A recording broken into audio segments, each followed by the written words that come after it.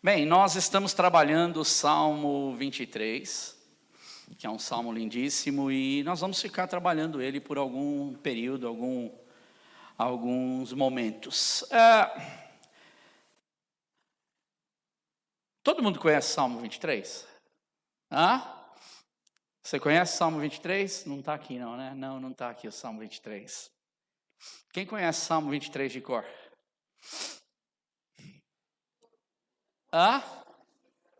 Todo mundo sabe? Salmo 23 de cor? Sabe? Não? Eu sei que hoje, por causa das muitas traduções de Bíblia, hoje tem ficado um pouco difícil da gente decorar, porque ora você lê numa Bíblia, ora você lê em outra, depende do hábito que você tem. E isso daí, de certa forma, para estudar é bom, mas para leitura diária eu acredito que você deve decidir para qual que você quer ler, porque ajuda você a gravar mais, porque todo dia você lê com uma palavra talvez diferente, mas com o mesmo sentido, fica mais difícil para a tua mente, às vezes, correr atrás de todas essas informações. Mas eu não sei, alguém tem coragem de falar o Salmo 23 de cor aqui? Não quer, mãe? Não lembra? Consegue? Então fala aqui.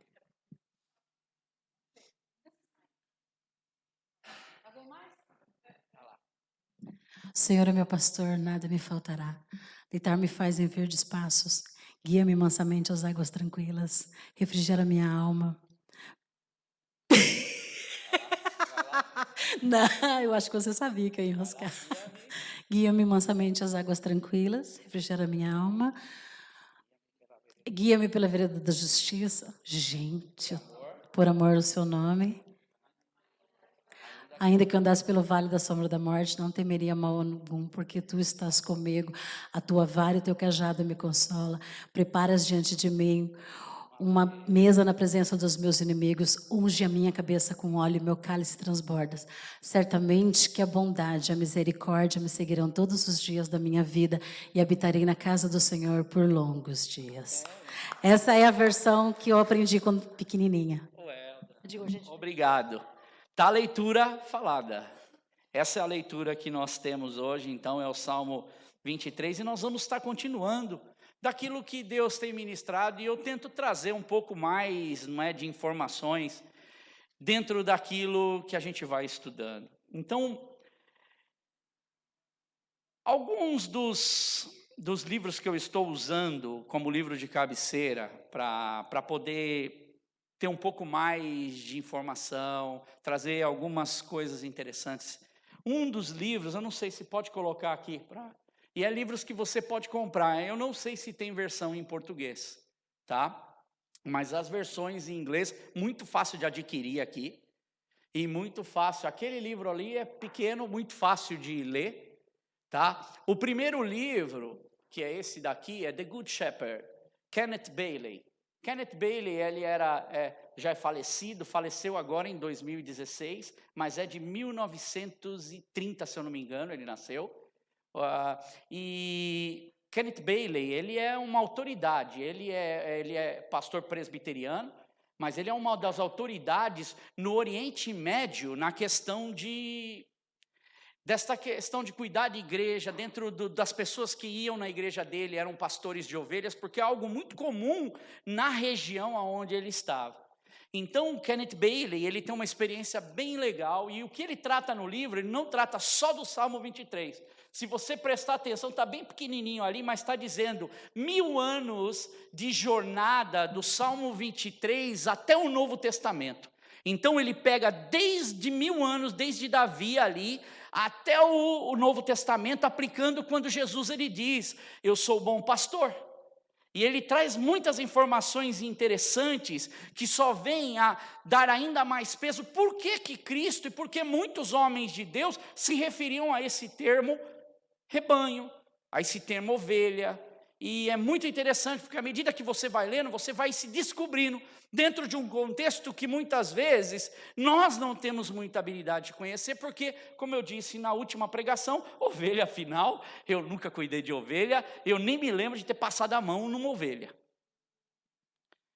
não é? Então, o máximo que eu vi de ovelha em Portugal, talvez alguns metros de distância. Mas nunca tive a oportunidade de estar como ovelha. Mas hoje a gente tem muito acesso. Agora, o outro livro é de Philip Keller. Eu já até citei algumas coisas desse livro. Philip Keller, ele faleceu, vendo nas minhas informações aqui, ele faleceu em 1997. Ele é de 1920. São dois homens do século passado, não é? E Philip Keller, ele lançou esse livro quando eu nasci, 1970. Então esse livro é um livro muito antigo. E Philip Keller, ele era um pastor de ovelhas.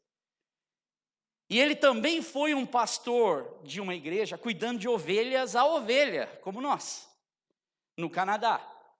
Então estes homens, eles fizeram uma jornada dentro desse salmo que para eles era muito peculiar. Tanto que o título é Um Pastor Olhando para o Salmo 23. Como é que um pastor que conhece o dia a dia de ovelhas, ele olha para o Salmo 23?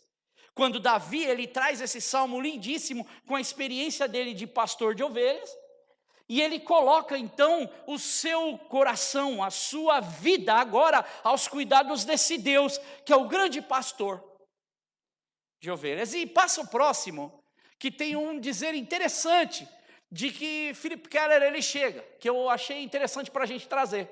Para alguns de nós, leva uma vida inteira para aprender que Cristo, nosso bom pastor, sabe exatamente o que Ele está fazendo conosco.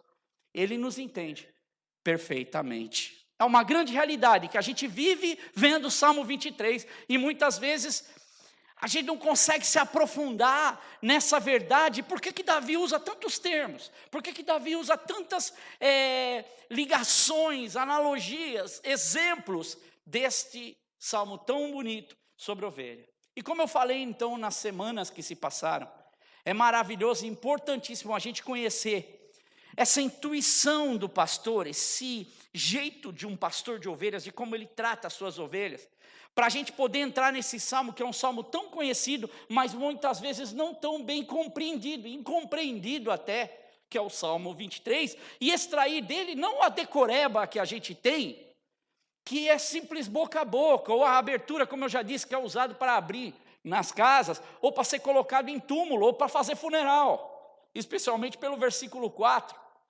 Mas para usar esse salmo como um app para a nossa vida, de como nós devemos realmente ter essa nossa relação com Deus, assim como Davi está mostrando que deve ser a relação, que era a relação dele para com Deus.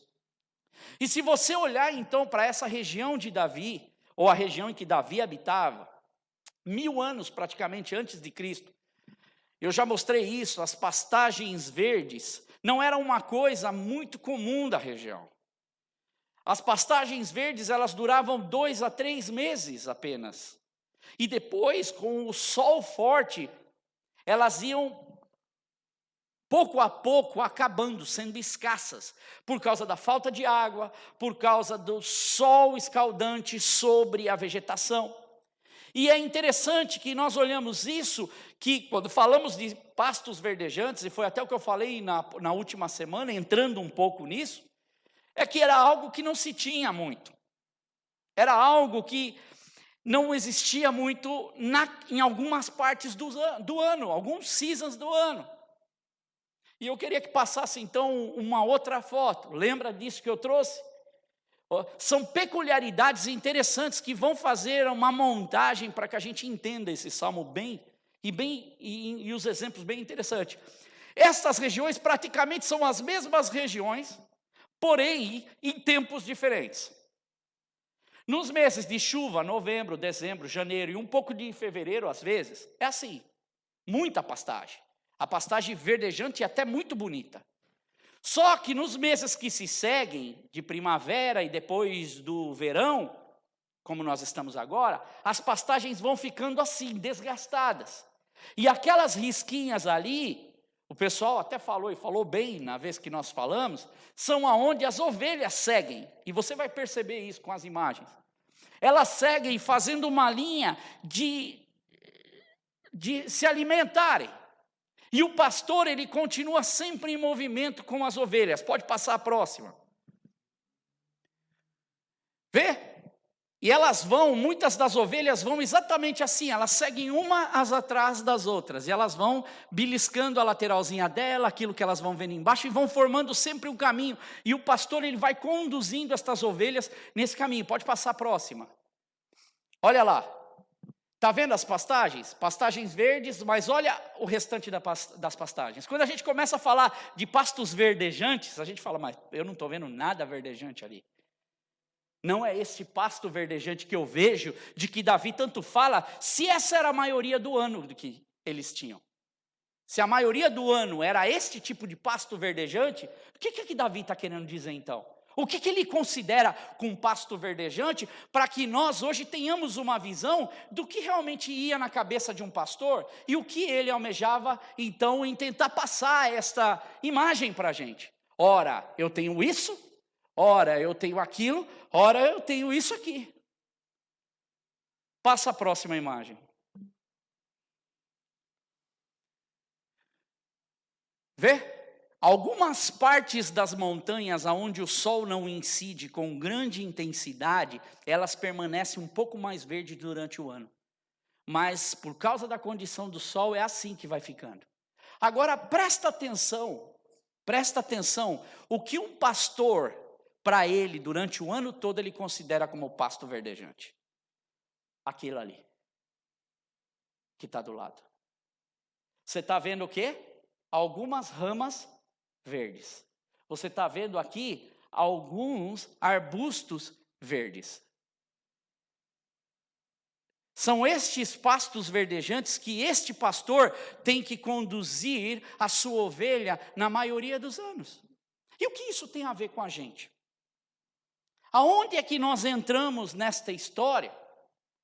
E o que Davi tenta passar para nós nessa mensagem tão linda? Quando ele diz, deitar-me faz em pastos verdejantes, guia-me o quê? Mansamente às águas tranquilas. Estamos vendo água ali? Agora, olhando para estes textos e começando a pedir para o Espírito Santo também não é só ler, mas é pedir, Espírito Santo de Deus, fala ao meu coração. Nós começamos a ver que pastos verdejantes e águas tranquilas são duas situações extremas na vida de um pastor de ovelhas e de suas ovelhas no dia a dia de cada um deles. Porque você ser pastor de ovelha e levar suas ovelhas para ter pastos verdejantes numa condição assim, é um desafio diário. Mas é também uma realidade da vida de um pastor daquela época.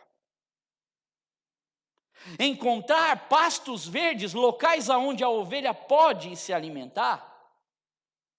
Os pastores em época de estiagem, ou na época em que era árido, eles andavam mais ou menos, eles traçavam na cabeça dele, porque era uma coisa diária, que acontecia todos os anos. Eles sabiam os tempos mais ou menos, apesar de muitas vezes não dá para prever o que vai acontecer. Mas eles têm que estar atentos a todo momento. Eles andavam 12 quilômetros quadrados em época de seca para alimentar as suas ovelhas. E era comum o pastor manter as ovelhas em constante movimento. Porque você viu aquelas riscas nas montanhas? Porque se a ovelha parar para comer ali, ela come até a raiz do que ela encontrar. E ali não nasce mais nada.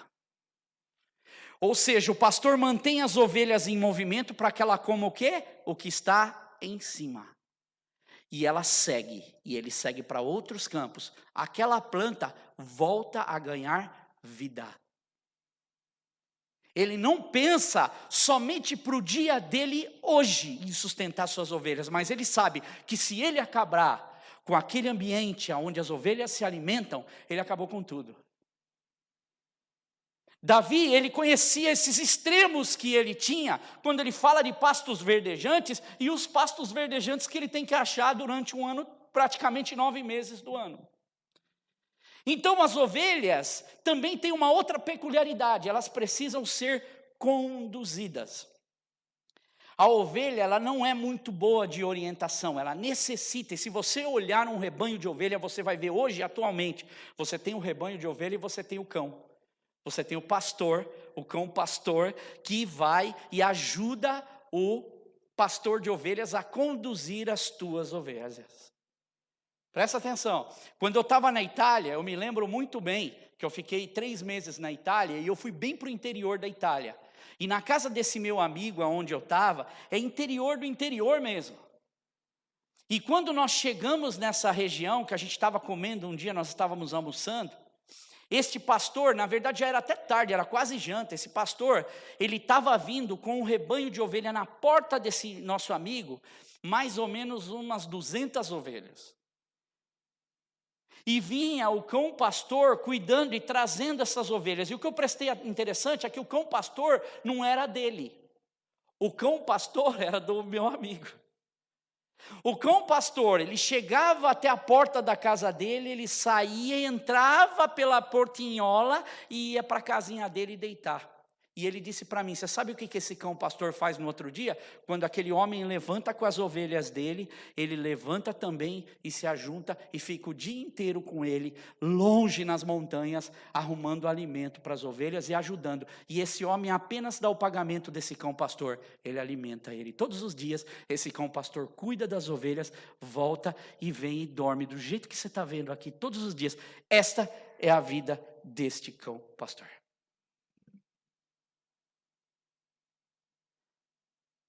E aquilo eu achei muito interessante, por isso que eu falo, eu não fui lá pôr a mão nas ovelhas, mas de longe, assim, numa distância daqui na porta, você vê todo esse quadro acontecendo. E a ovelha, ela precisa de toda essa orientação, ela precisa do cachorro, ela precisa do homem, do pastor para guiá-las. Por isso que acho que recebe até esse termo, cão pastor, né? Porque ele cuida, ele vai, gere, cuida das ovelhas. Agora, se você olhar, por exemplo, o cachorro é excelente de navegação. Meu tio tinha um cão, meu tio tinha um cachorro, e eu lembro que ele saía, o tio Zé Roque, na verdade não era nem do tio Zé Roque, era de um boiadeiro, o cão, e esse boiadeiro um dia a gente conversando, ele falou, eu era moleque, ele falou, esse cão aí, ele é interessante, porque por várias vezes a gente já foi levar a boiada, levar os cavalos para o interior de Minas Gerais lá, fazer um monte de coisa, na antiguidade se fazia muito isso, e ele falou, a gente deixa e esse cachorro some. Mas quando eu volto para casa, esse cachorro está aqui, ele se orienta, ele sabe aonde eu estou, não sei como ele acha, mas o cão, ele é muito bom de orientação. Sabia que até o peixe, o salmão, por exemplo, você sabe o que é a piracema? A piracema é, quando sai do mar, ele vai para a desova nos rios. E você sabe que na piracema, o peixe ele sobe, o salmão ele sobe quilômetros para achar um ambiente certo, contra o fluxo do rio, pulando, acho que já se vê isso muito em filme, até os predadores pegam os salmões para se alimentarem nesse pulo que ele dá. Ele se orienta, ele sabe aonde ele tem que fazer a desova e volta. As baleias, os animais marinhos, tartarugas, sabem aonde elas têm que ir fazer a desova, se orientam muito bem. Agora, Deus não usa esse termo para nós. E os próprios biólogos, eles dizem que na piracema, por curiosidade, o peixe ele chega a pular o que é equivalente para nós a 4 andares, para conseguir fazer a desova dele. Agora, quando a Bíblia ela relata, ou ela trata de nós, por mais de 200 vezes como ovelhas do rebanho de Cristo, por isso a importância desse termo, de como Davi ele usa isso, e por que Kenneth Bailey, por exemplo, perde anos fazendo um livro desse, bem grosso, né? Para mostrar o que é ser um bom pastor, o que é ter uma ovelha, o que é que Davi está querendo dizer. É porque por mais de 200 vezes a Bíblia mostra isso, por causa que nos compara com pessoas que infelizmente somos igual ovelhas, com uma péssima orientação. Isaías 53:6, que é um texto conhecidíssimo, diz o seguinte: todos nós, tal qual ovelhas, nos desviamos, cada um se voltou para o seu próprio caminho. Ovelha, rebanho, precisa da instrução de um pastor, e é isso que Jesus Cristo, Ele representa na nossa vida, e Ele vem fazer em nossa vida, botar-nos novamente na direção certa, no caminho certo, no cuidado certo, voltando e indo para o curral, nos mostrando qual é o caminho, qual é a direção, com que nós temos que nos alimentar todos os dias. E Davi, então, ele sabe que haveriam períodos verdejantes, mas também que haveriam períodos de seca, aonde a caminhada teria que ser maior. Por quê? Por causa da escassez desses pastos verdejantes. E como pastor, ele deveria saber aonde ele deveria levar as ovelhas, para que elas pudessem se acomodar nestas pastagens, aonde ele como pastor sabe. E Davi, ele mostra um ponto interessante, que é isso que eu quero me focar, e eu não vou muito mais longe do que isso, porque nós temos Santa Ceia. É algo interessantíssimo para a nossa vida, é que essa é também uma realidade da minha vida e da sua vida. Porque na nossa vida, nós precisamos desse bom pastor, e na nossa vida também, nós precisamos continuar nos movendo. Haverão momentos em que nós vamos nos alimentar de pastos verdejantes, mas haverá momentos em que nós vamos nos alimentar com aquilo que nós vamos vendo em nosso caminho e que Deus, como pastor, vai proporcionando para a gente passo a passo. E é isso que muitas vezes me faz ou me causa... Existe raiva santa? Não sei se tem a raiva santa, mas me causa isso. É que hoje, no mundo cristão, presta atenção nisso. Eu acredito que esse é o foco do que Deus quer falar com a gente hoje. No mundo cristão, há gente que só busca, quando ouve, pasto verdejante. O mundo cristão hoje diz: eu sou filho do rei, eu tenho que ter o quê? O que é melhor, então vai viver como pastor. O melhor que as ovelhas têm é o que o pastor conseguiu providenciar para ela, que serve para o sustento dela do dia a dia. E talvez o melhor que muitas pessoas estão indo buscar é o melhor para o padrão dela, mas não para o padrão de Deus. E o interessante é que muitas das vezes os nossos padrões, quando nós olhamos para os textos da palavra de Deus e nos apoderamos muitas vezes de textos fora do contexto, é que o padrão, ele fica mais parecido com o padrão do mundo do que com o próprio padrão do que realmente é o padrão de Deus. E é muito claro que à medida com que você lê a Bíblia, você vai começando a aprender com os grandes homens de Deus. Quer ver uma coisa? Abre tua Bíblia em Filipenses, no capítulo 4, versículo 10 a 13. Eu queria que você abrisse.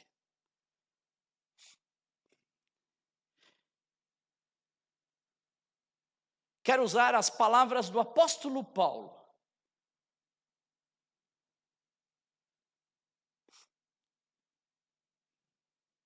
Capítulo 4, versículos 10 a 13 apenas. Olha o que ele diz.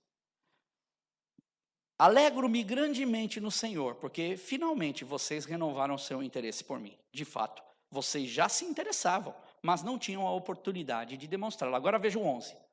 Não estou dizendo isto porque esteja necessitado, pois aprendi o quê? A adaptar-me a toda e qualquer circunstância. Ele não está se colocando como uma ovelha? Agora continua no versículo 12. Sei o que é passar o quê? Necessidade, e sei o que é ter fartura. Sei, não é? O que é ter tempos áridos e tempos de verdes pastos. Aí ele diz na sequência do versículo 12: aprendi o segredo de viver contente em toda e qualquer situação, seja bem alimentado, seja com fome, tendo muito ou passando necessidade. Versículo 13, que é o versículo que todo mundo só gosta de usar ele. Tudo posso naquele que me fortalece aonde? Lê anteriormente o que está dizendo. Esta, meus irmãos, é a verdade que realmente nos fortalece. E por que eu disse que me causa às vezes raiva? Me causa às vezes indignação? Porque a verdade que nos mantém de pé no Evangelho é a verdade que mostra a realidade das coisas como as coisas são. Não é aquilo que nós temos dentro do que muitas vezes é passado. Que tudo as mil maravilhas. Quando a situação difícil aparece, aí nós começamos realmente a sentir falta da verdade. Nós começamos a sentir falta daquilo que faz a diferença para a minha caminhada, daquilo que o meu filho e a minha filha precisam daqui a uns anos mais tarde. Porque eles vão sentir falta, porque, peraí, não era aquilo que me apresentaram. Os pastos verdejantes, eu sou filho do rei, eu quero ter pasto verdejante todo dia. Eu não quero ter problema na minha vida, eu não quero ter nada. Vai aprender com Davi. Vai aprender com um rebanho de ovelhas. Vai aprender com os exemplos de Jesus. E ver que a dificuldade, ela acontecia. Mas quem faz deitar em pastos verdejantes? Quem é responsável por achar estes pastos? Quem é responsável para dar o suprimento necessário do dia a dia? Não é a ovelha, é o pastor. E Jesus, ele disse: eu disse essas coisas para que em mim vocês tenham paz. Neste mundo vocês terão aflições, contudo tenham o quê? Bom ânimo. Eu venci o mundo, disse Jesus. E quem? Paz em quem? Em Jesus. Paz em quem? No pastor. Confiança em quem? Em Deus. Lembra o que Philip Keller ele disse? Para alguns de nós leva uma vida inteira para aprender que Cristo, o nosso bom pastor, sabe exatamente o que Ele está fazendo conosco. Ele nos entende perfeitamente. E isso de pastos verdejantes, o que o cristianismo triunfalista, ou o que a prosperidade hoje gosta de apresentar, porque isso enche igreja, irmãos. Mas essa não é uma realidade da vida, não. As dificuldades, ela vêm, e eu aprendo que tanto na minha abundância, ou na minha fartura, ou tanto na dificuldade e na necessidade, que no terreno árido, nós podemos contar, sabe com quem? Com o bom pastor, para nos guiar, independente dos momentos. Então eu aprendo que essa verdade, que a realidade dos meus momentos, é a realidade da minha vida, que eu preciso do pastor, e que os meus olhos precisam estar fitos no pastor. E para mim, muitas vezes, acaba sendo certas pregações do evangelho um desserviço. Sabe o que é desserviço? Essa palavra existe. Desserviço é mau serviço prestado, prejuízo e transtorno. Depois você vê a pessoa: mas puxa, pastor, olha o que aconteceu, olha como é que está a minha vida. Meus irmãos, vai buscar orientação no pastor. Deus, tenha Ele como fonte do seu dia a dia. Deixe Ele responder na sua vida como orientador. Mas eu não tenho tempo com o meu pastor, eu não olho para o meu pastor, eu não olho para o Senhor Jesus como eu deveria olhar. Então a questão que fica aqui é: o que realmente fortalece a vida de uma ovelha? E eu coloco no lugar de ovelha, o que realmente fortalece a vida de um cristão? De verdade, o que fortalece a nossa vida? É dizer o tempo todo que eu não irei passar por lutas, que eu irei ter fartura, que Deus sou filho do rei, que a coisa é maravilhosa, e começar a usar essas frases que para mim é mais coach, que hoje está em moda, né, o coach. Então virou uma moda eu levar o coach para dentro da igreja, porque eu vou te ensinar a gerir a sua vida, você fazer. Meus irmãos, não é realidade, porque nós temos realmente que buscar mergulhar na palavra de Deus, porque quando a luta vem, muitos não saberão nem reagir na luta, porque estão com uma fé totalmente rasa, sem uma visão do que é Deus. Porque é nessas horas que a gente cai e clama. É nessas horas que você vê, por exemplo, homens de Deus caírem no chão e clamarem ao Senhor: Deus, olha a situação que está sobrevindo sobre mim, Deus me ajuda, o Senhor é o meu pastor. Aí eu digo: nada vai me faltar, porque eu busco no Senhor. E por esta razão É correto e prudente, não é, a gente entender a pura verdade desse contexto, assim como sobreviver nos momentos que os terrenos não são tão verdes assim. E o que a gente acha como um brotinho verde, a gente fala, puxa, vai ter vez que eu vou falar pastos verdejantes para um brotinho verde. Um arbusto verde, mas aquilo é o suficiente que Deus está me dando para mim passar por aquele momento. Quem é responsável por isso? O pastor. Ele não vai deixar em nenhum momento. Ele percorre 12 quilômetros quadrados para achar um pasto que as ovelhas possam sair de lá satisfeitas diariamente. E às vezes nós olhamos, quer ver outra coisa? E eu termino por aqui que está passando tempo. Gente, dá para a gente mergulhar isso tão de cabeça, não consegui chegar nas águas tranquilas ainda. Estou tentando, vou chegar nas águas tranquilas. Mas presta atenção. Às vezes você, olha como é a vida. Você está passando por pasto verdejante. Amém. Uau. Mas o seu irmão não. Quando eu digo irmão, é família. A sua mãe não. O seu pai não. O seu filho não. Você está passando por pastos maravilhosos. Você fala, puxa, mas tem alguém da tua família, pertencendo a você, que está vivendo um terreno árido. E pode ser o contrário, você está vivendo um terreno árido, e o seu amigo, o seu vizinho fala, puxa, está sobejando, está bem, mas você está passando por um período difícil. E o que eu aprendo com Davi é que, como se ele dissesse, a minha segurança não está nos pastos verdes, nem nos terrenos áridos. A minha segurança está em Deus, o meu pastor, que sabe, mesmo nos momentos de seca e aridez, a me conduzir a terras que me alimentam e que me mantêm vivo para todos os dias. Eu não sei, irmãos, o que é que na sua vida, no seu dia a dia, aquilo que você está passando agora, eu não sei. Eu não sei qual é o terreno árido, ou às vezes é o pasto verdejante e você tem medo de perder esse pasto verdejante. Não coloca os olhos nos pastos, coloca os teus olhos em Deus. Eu passo por esses pastos quase semanalmente. E quando meus olhos querem olhar para o pasto árido ou verde, eu volto e olho para Deus e falo, puxa Deus. E Deus essa semana falou comigo em uma música. E eu queria fazer dessa música uma oração. Eu sinto isso hoje. Eu sinto, se você quer hoje receber uma oração, eu quero fazer uma oração por você hoje. Assim como eu quero fazer uma oração por mim, porque eu preciso muito de Deus também. E nós, juntos como parte desse rebanho, podemos clamar a esse Deus, porque Ele está aqui hoje.